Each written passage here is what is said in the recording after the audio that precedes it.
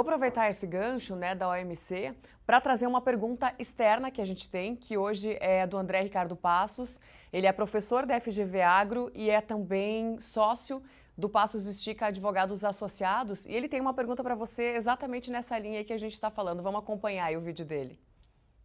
Olá, Silvia. Tudo bem?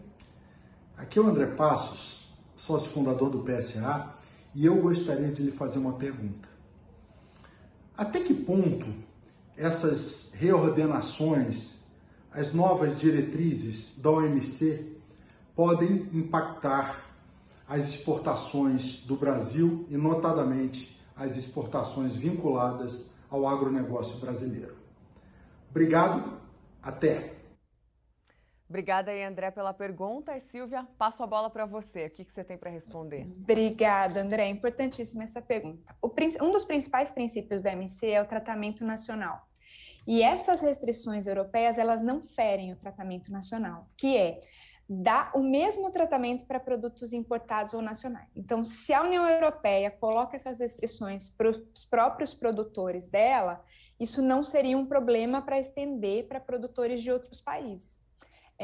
O contrário é que seria, por exemplo, olha, eu não vou aceitar um rebanho tratado com determinado medicamento no Brasil, mas eu aceito daqui da França, que isso seria um problema.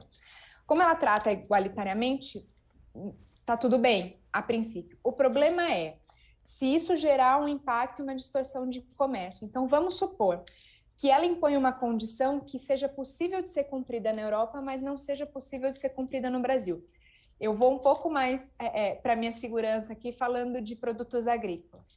Ela pode dizer que a soja europeia, que a gente sabe que nem existe, ela não pode ser tratada com determinado fungicida, mas aqui no Brasil eu não consigo conduzir a produção da soja sem esse determinado fungicida. Isso sim pode gerar uma distorção de comércio. Uhum. E aí pode ser representado no OMC. Então, é bem sutil essa questão, precisa se verificar se está gerando um impacto no comércio e se o Brasil não é capaz de atender, mas pode sim ter uma representação.